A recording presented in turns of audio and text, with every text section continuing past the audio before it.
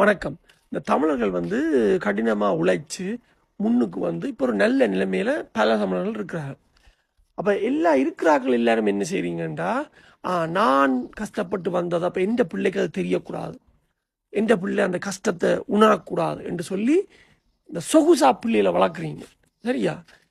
அப்போ இப்போ என்ன நடக்குதுன்றா, அந்த பிள்ளை வளர்ந்து வந்த ஒரு கஷ்டத்தை எதிர்கொள்ளக்குள்ள அந்த பிள்ளைக்கு அது பெருசா தெரியுது.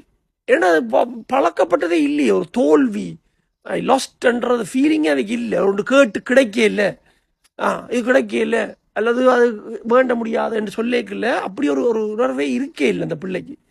இந்த தோத்து போன உணர்வே இல்லை. அப்போ இப்போ ஏதோ ஒன்று பெருசாக மனசுக்குள்ள மனத்தாக்கம் அதிகமாகி கஞ்சா அடிக்கிறது, ட்ரக்ஸ் அடிக்கிறது, அப்புறம் போய் தற்கொலை செய்கிறது. அதே அந்த பணக்காரர் வீட்டு பிள்ளைகள் எல்லாம் இதெல்லாம் செய்யுது. ஆனால் இது பணக்காரருக்கு மாத்திரம் இல்லை. நான் சொல்கிறது ஈவன் மெட்டாக்களுக்கும் பொருந்தும். ஏன்னா அந்த ஏழையாக்கள் கூடி தண்ட அளவுக்கு பிள்ளைய கொஞ்சம் பெருசாக வளர்ப்போம்னு சொல்லி வேண்டி கொடுக்குறதுன்றது அப்படி இல்லை.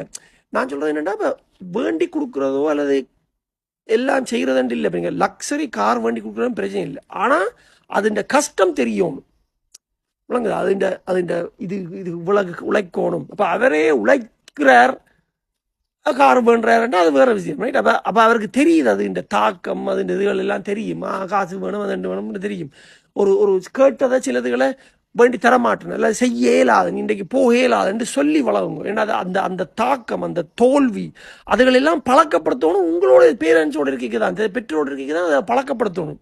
நீங்கள் இப்போ விட்டால் பெருசாலாம் வந்த அப்புறம் கல்யாணம் அப்புறம் தோல்வி வந்தோடனே ஐயோ இயலாதுன்னு சொல்லி மண்டை குழம்பி தானும் சேர்த்து பிள்ளைகளையும் கொண்டு எல்லாரையும் கொண்டு வரணும். தெரியும்?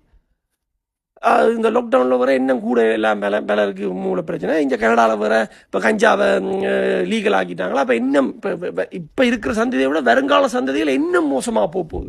என்னடா எல்லா பணக்காரர் பிள்ளைகளும் எல்லாரும் என்ன செய்யணும்னா தங்களோட பிள்ளைகளை சொந்தமாக அந்த சுயமாக கஷ்டப்பட்டு சிந்திக்க வைக்கிற விடுறீங்கள் இல்லை. அது எல்லாத்தையும் கேட்டதெல்லாம் செய்கிற வேணுமா செய்யலாம், அங்கே போனால் போகலாம், வேண்டி தரணுமா வேண்டி தரலாம். அதை அப்படி செய்யாதீங்க. தயவு செஞ்சு பிள்ளைகளுக்கு பழக்குங்க. அந்த கல்லிலையும் மேட்டிலையும் ஓட்ட பழக்கணும்னு சொல்கிறது சரியா? அதை மாதிரி எல்லாத்துலேயும் அந்த எல்லா எல்லா சுக துக்கங்களுக்கும் அதைக்கும் சின்னலேருந்து சாடையாக பழக்குங்க. ஒரு சாடையான ஒரு ஒரு ஸ்ட்ரெஸ், ஒரு மன அழுத்தம் சின்னன்லேயே பழக்கணும். அதை பழக்கினாத்தான் அது பெரிய ஆளாக வரைக்கும் அது உங்களுக்கு ஓகே இதை மனத்தினையே பார்த்துட்டோமா ஓகே என்று கொஞ்சம் கொஞ்சமாக அது பெருசாக தாக்காமல் முன்னேறி கொண்டு போய் கொண்டிருப்பினோம். அதை இப்போ கடினமாக உழைச்சவை எல்லாரும் அதுக்கு முதல் பெரிய மன அழுத்தம் இருந்தவர்கள்லாம் இப்போ உழைச்செல்லாம் முன்னுக்கு வந்திருக்கணும். இப்போ உங்களோட பிள்ளையும் அப்படி இருந்தால் தான் இப்போ அடுத்த